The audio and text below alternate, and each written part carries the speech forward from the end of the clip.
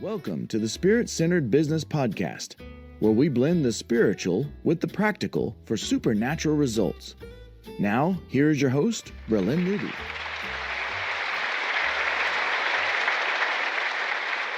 Welcome back to Spirit-Centered Business. I'm here with part 2 with Bradford Carlton. And if you missed part 1, definitely go get that. He shares his story and some of his heart and the biggest lesson he learned. So make sure that you go to spiritcenteredbusiness.com or wherever you're enjoying the podcast and go check out part 1.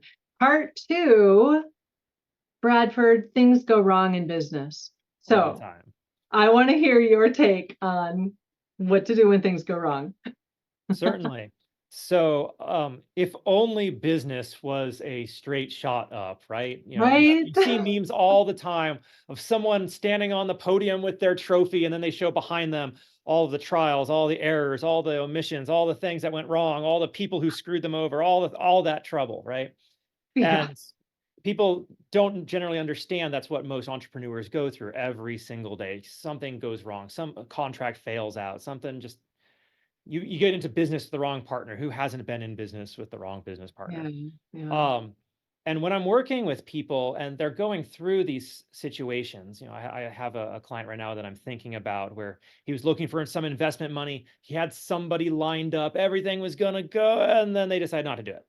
And it's like, oh no, what are we going to do? The whole thing's screwed. Should I continue to it's okay. It's all part of the plan. And I know it's all part of the plan because ever since I first read the Bible, I've had the book of Job on my heart. It's I think it's a very powerful understanding of how God works is in the limited way we're able to understand it. Because right at the end, after they kind of debate with Job about whether he actually is a good person or not, because how could God do something to a good person? God comes in and goes, you don't understand what it takes to run the universe. You weren't there when I built the foundation of the world. You weren't there when I seeded the heavens with the stars. You don't understand what it takes to get you to where you're supposed to be.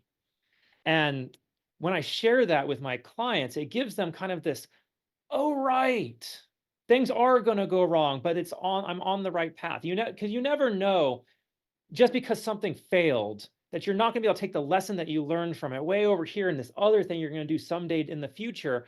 And it's going to be like this dawn of revelation, like, I did this thing back 6 years ago that reminds me we can do this. And it can completely open up your business. So just because something doesn't happen the way you want it to, doesn't mean it's not for your benefit.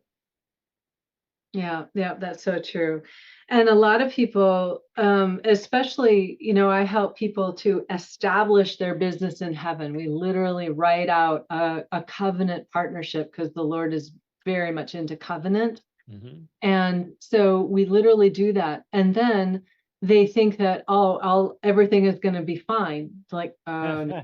Well, it will be. Everything will be fine. In this world, we will have church. Yeah, right. It's all not the way things you expect it to, good. or the way you plan exactly. it. God has his plan. Nothing we can say or do or think is going to change that plan. We just have to let it go. Right. Yeah. So I love that you have used Job, and you said you just finished learning or reading I Job. just read it over again. Yeah. It's always fun to read over some things, and especially in a different translation of the Bible, and how it hits you. And you're like, I swear this was not in here the last time I read it, So what did you learn out of Job this time around? That the poetry is rather obtuse in that particular book. Yeah, right. I read it in a King James version this time, and it's all old English, and I don't know what they're saying to him, but I think this is what it means. But it's the real lesson is at the end, because they spend 9/10 of that book debating with Job, because at the beginning, he's a faithful person, he's doing everything right, and the Satan comes in and goes, I bet if you take it away, he won't be following you anymore, God. And so God says, okay, let's find out. And when everything goes wrong in his life, he then goes, what did I do wrong? What happened? And all his friends are like, well, you had to have been an unpious person.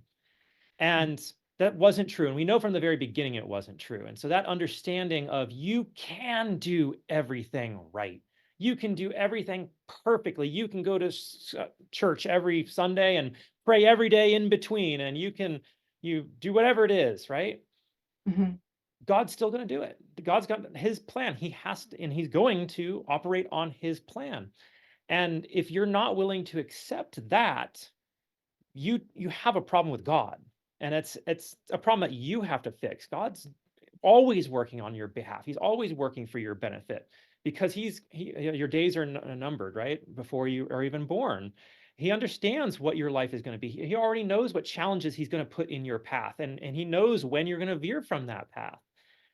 You have to be willing to accept it's all going to work out according to his plan. And that's the message. It resonates so much with me because honestly, that's the number one problem I see with most business owners is they get caught on something. They get upset by something or someone. I mean, most people's problems are it's most people's problems. Um, and I would say most men I work with, if I can get them to have that realization, oh, okay, easy fix. I'll admit, when it comes to women, not so easy. They Okay, may we're go, not going okay, to that touch makes that one, sense, and then the next Bradford. day they're upset about it again. Oh my gosh. All right. We're not going to go there. Nope, I don't want to go there. What is your email address again in case women want to get a hold of you? No. It's just my observation. I'm not saying that's how anybody is. It's just when I Yeah. work with clients, it's something I have to over and over again. So I have heard that the definition of suffering is setting expectations, because when you expect something to work out one way and it works out a different way, you suffer.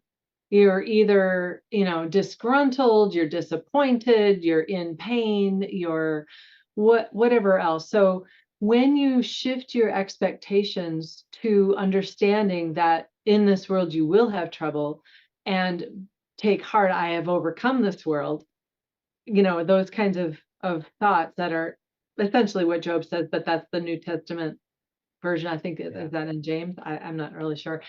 um Hashtag so not a Bible scholar. Right, right there with you. But when you shift your expectations into understanding that the Lord is still working for your good. I love the way you said that, because that is what can shift you into looking at it from a different perspective, looking at it from the higher perspective where we're supposed to be seated in heavenly places because we're seated in Christ in heavenly, who is in the heavenly places. So we're supposed to be looking down on it and looking at it from that bird's eye view that the Lord has of a bigger picture of not just what you expected in your own little, realm. So I love that you bring that into your coaching and Can I consulting. speak to that point for a second? So I Absolutely. think it's important to distinguish expectations from desire, Mm, because some people wrap them together, right? Because I desire it, I expect it. But if mm, you expect that life will play out the way it's going to play out, and you still have desires, Jesus says, and again, I don't know chapter and verse, but when you pray for a thing, believe that you've already received it, and you will surely receive it right. from the Father in heaven. It's You have to have those desires in life because without vision the people shall perish, right? You have to have Exactly. something you're working for. You have something that you want, something you desire. Exactly. And yeah, it's if you expect it, I can understand that level of suffering, but it doesn't mean that just because you don't get it now doesn't mean you'll never get it. You can still Well, have that desire. I agree. And I think it's the difference between expectation and expectancy. Because if it's an expectation, then it's going to look this way and it's going to feel this way, it's going to taste this way, it's going to look like this. And God is so much bigger than that. If you have Yes. an expectancy that it's all going to work out for good, I don't know what the road is going to be like to get there, but it's all going to work out. That expectancy of that faith with intention of something amazing is going to happen because I'm taking the steps that I believe God is telling me to take, is different than it's got to look this way. And if it doesn't look this way, I'm going to be upset. That's right. Yeah. I Not to throw my wife under the bus. My entire life, ever since having kind of that realization I mentioned back in part one, So go back Yep. and watch part 1 if you don't know my story. Yeah. I've known everything was going to work out because I've had absolute faith in the Lord. And Wow. so when my wife nearly died in childbirth, it's going to work out one way or another. If he decides it's her time, and I'll have to accept that. And when I was up and then when I went down, when I was down and barely able to pay the bills here and there, 'cause I've been through that. Most entrepreneurs have 8 failed businesses before they have one successful one.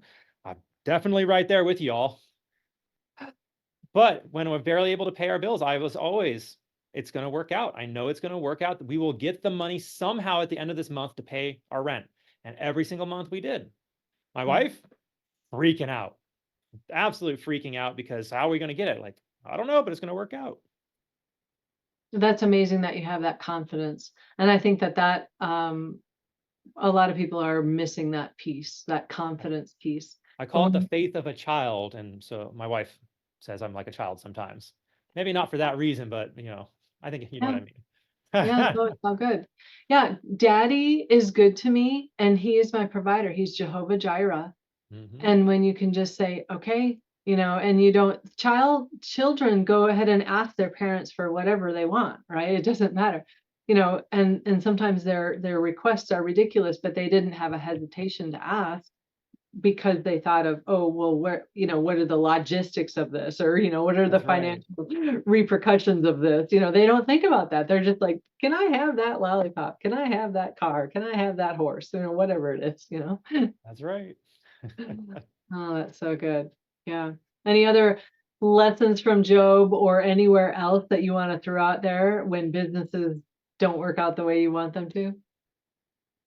Man, it comes down to faith. It always comes down to faith. Not just the book of Job, but in business, it's if you don't have some level of faith, it doesn't have to be a lot of faith, right? He says seed of a mustard seed, or Yeah. size of a mustard seed. Yep. But faith in your employees. If you don't have faith that they're going to do the work, then you're going to micromanage them. You're going to get in their way. It's going to drive your business down. Faith in your business partners that they're going to do what they say they're going to do. And I see so many issues in businesses that's the cause. It's a lack of faith in something. And ultimately, that faith derives from God. And so if I can get them to understand the big faith, then it's much easier to have the smaller faiths. Mhm. And because smaller faiths are just one aspect of the giant rainbow that is God, right? He's everything. There's no limits to him. There's no divisions of him. And so faith is faith, and you have to have it if you want to be successful. That's so good. Yeah. So you were mentioning that you have kind of two different client types. You have men who may or may not be Christian, but they're stuck. And then you have business owners and things like that. Yes. So what would you say to people? Like, what's your marketing pitch to attract them so that if they're watching this show, they know that you're the guy that needs to help them? Um, so one of my clients years ago was a branding consultant, and he tried to come up with all kinds of catchphrases for me while I'm working with him. And he's like, Sure. "What you need to say, Bradford, is this." And so what he would say is, "I find the money you're leaving on the table." And I'm like, that's okay. Because that's, I can kind of, how's that expression go? You can't see the label on the jar when you're inside the jar, right? You need that kind of Right. outside perspective to be able to see what's going on in your business. So I can do that for people. I had another guy tell me that you make dreams come true. And I like that one better because I have an extensive network all over the world. I have all this experience. I didn't talk about the time I was president of a business consulting firm with offices in 5 states and doing business all over the world. And I've had all Nice. kinds of mentors teaching me. I didn't talk about that, but I have had so many different experiences. I've worked in so many different types of businesses, from gold mines in South America to natural gas transportation to pet products and everything. When Mhm. you have so much experience in all many different fields, you come to terms with the fact that everything's the same. It just has a different coating on it. And so if you follow the same steps over and over again, you'll get the same results. And so when people work with me, I bring that experience. I'm able to hear kind of past their story of what's caused the problem, and I'm able to see what the real problem is. I'll say, oh, have you looked at or have you tried XYZ? And almost always it's the same dawning realization look. I'm sure you're familiar with that. Like, oh, right. And then they go do it and their business grows. As an example, I had um, an individual that I was working with. He had been homeless and he found his way into a church, and the church was able to help house him and help him find a wife. And it had only been maybe 6 months since he had been homeless. Oh, And he wow. wanted to start a business up, and he'd known me, and he calls me up and he goes, hey, Brad, can you help me get a $15,000 loan? We're selling skateboards out of the back of my pickup truck. I want to turn this into a real business, get a storefront.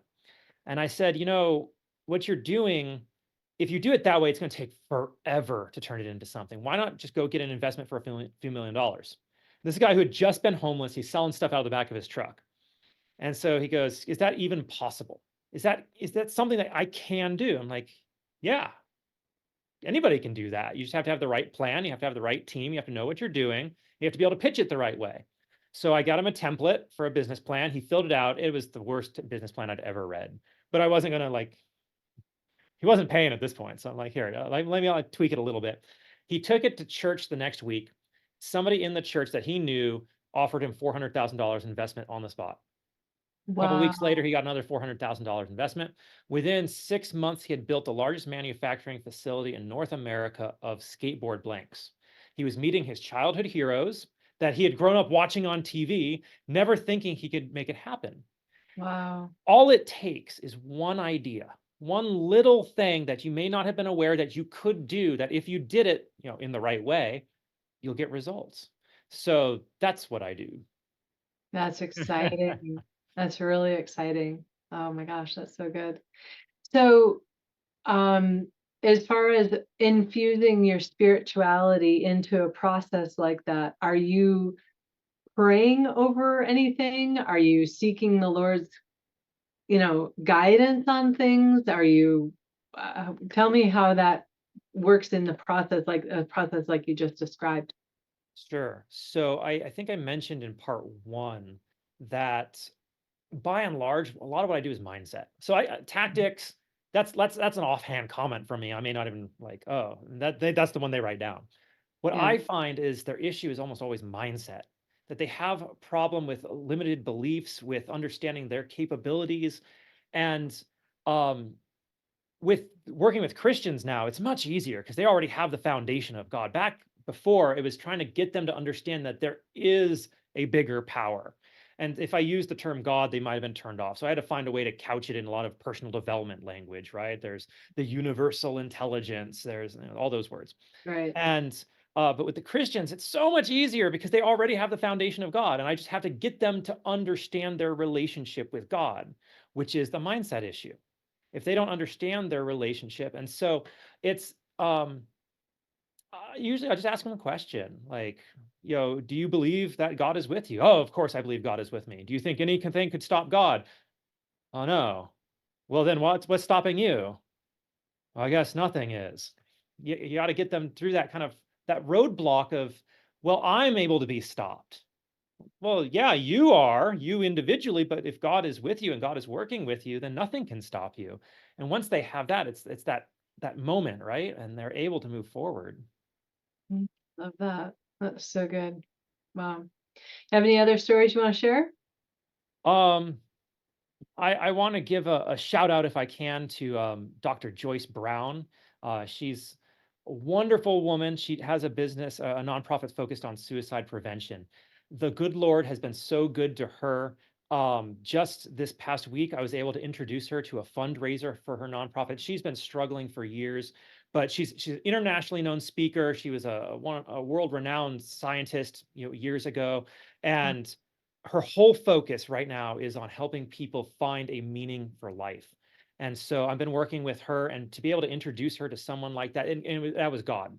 God, if it had not been for him, I would not have met this individual. Because here I am, I'm talking, I'm bubbly. I'm actually a wallflower. Like if you have me at a networking event, I'm Me sitting too. there, like you got to come up to me to talk.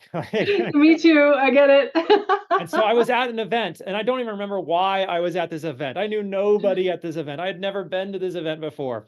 And so I'm sitting there, just sitting, waiting for someone to come up to me. And a gentleman happened to be standing next to me, and he happened to be in a suit. I'm like, nice suit, because I'm always about complimenting people. And he turned out to be a lobbyist. And in my mind, lobbyist is, pitching government. And weeks and weeks later, after I've developed a relationship with a good Christian man, he tells me, "Oh, I'm able to help nonprofits do fundraising." Literally, my first thought was Dr. Brown, and so introduced them. And he called me up. What's today? He called me up Friday, and he said, I got a chance to talk to her. I'm going to do everything in my power to make sure she has whatever money she needs to be able to do her mission." That's how it works. We don't know where it's going to come from. We don't know where God is sending the aid from. I'm always tickled by that one story of the pastor who's in the church during the giant storm. It's starting to flood, and so the boat comes along. Oh no, God will save me. Oh And yeah. another boat comes along. Oh, God will save me. A helicopter comes along. No, God will save me. He goes, dies. He's at the pearly gates. What happened? I thought you were going to save me. Well, I sent 2 boats and a helicopter. What else do you want? Right. That's so good. So is this the woman that you mentioned to me when we were not recording? Yes, Okay, yes. so you need to mention her age. That'd be rude of me. She's in her 90s. That's amazing. She's in her So 90s. She's she's one of the going only for people it. who've ever been cured of ALS. She has all kinds of health conditions, but every day she is still grinding. Yeah, It's that's just just, she's an amazing. inspiration. Yeah. See, just having her, just knowing her age is inspirational and Yeah. motivational. Yeah, so good. Wow. Any other gold nuggets you would love to drop? Oh man, I have a relationshipal mind. Oh, that's not even a word. You have to prompt me if you want nuggets. So Okay. All right. Who is your favorite type of client to work with? Is it the young men or is it the business? Who would you, it's if you it's could actually only choose one? older men, if I had to pick it. Guys who've been in the Older men. business for 10 to 20 years, and they Okay. have been grinding. They've been putting in the effort. They've made all the connections. They've done all the work, but something stopped them. And it's Mhm. never anything big. It's my favorite kind of client, because what happens when we get into business is, in our first year, it usually sucks. To put it Right. bluntly, that first year always sucks. The learning curve alone just sucks. Yeah. The second year, you start to get your feet under you. You start to really develop the process, because now you're getting the clients in. You're starting to figure out how to do it. By year 3, most of what you're doing is crystallized. And so by year 3, they're doing the same thing. By year 10, they're doing the same thing they were doing in year 3. It's always the same action, same steps, same way of getting clients, same way because that's what worked. And most people do what works. Well, it only works until it doesn't. And if you're not paying attention, you won't know the difference. And Mm, so I get to them and I'm like, well, no, your business is up here. Why are you doing stuff for businesses that are down here? You should be doing this kind of activity, whether that's like television advertising or finding an investor or going public or something, because their business is in a place they can do it. But they never considered it because they always consider themselves that small business owner. mm. Interesting. Yeah.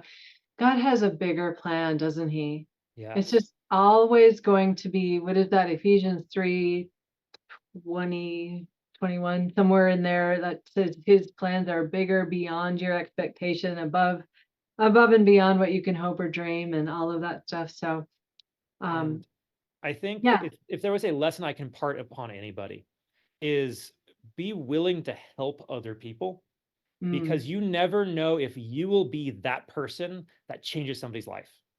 You never that's know what piece of advice, you never know what helping hand.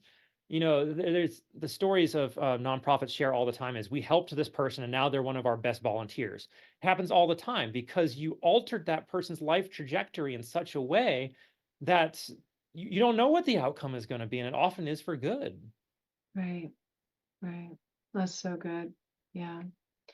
Well, again, your website, bradfordcarlton.com, and your podcast, My Beacon in podcast name is Beacon in the Storm, Beacon but in you the can find it Storm. under my social media content, which is Bradford Carlton. Okay, on YouTube and on And other places, yep, and Spotify. my consulting website is mayfloweradvising.com. Mayfloweradvising.com. I don't think we mentioned that in part 1, but I'll definitely put it in the show notes. So these links, you guys, will be in the show notes wherever you're finding this. And I'm pointing down because usually the show notes are below us. And wherever you're enjoying the show, we so appreciate you sharing and subscribing, not only to Spirit Centered Business and supporting what we do, but also for Bradford, what he's doing, because he's doing amazing things in the world, and he's one of the Joel 2 army, where we're all locking arms together and we're moving forward together to bring God's kingdom to earth. And so Bradford is definitely doing that. And so definitely support him in all of that. So any last thoughts? Yes. Thank you so much for the opportunity to come on and share. What you're doing is truly incredible. It is truly God's work, and we need more people like you doing this out there, speaking the word, because if it wasn't for us, who would be doing it? We can't Right. necessarily rely on someone else to do it. If it's in your heart, be willing to express it. So good. That is so good. All right, you guys, until next time, stay spirit centered. Peace out. Hey there, SCB peeps. I want to give a huge shout out and deep appreciation and thanks to Candace Benton. She has become a super sponsor for the Spirit Centered Business Show. So I would appreciate you helping me in sending blessings and abundance back to her. Thank you so much, Candace, and you are well loved. Thank you for listening to Spirit Centered Business with Bralynn Newby. Be sure to like, subscribe, and share with your friends. The next stage of doing business by being spirit-centered is coming together in collaboration, working with spiritual principles, and knowing our destiny. Join our tribe at spiritcenteredbusiness.com, and we'll catch you on the next broadcast. Peace out.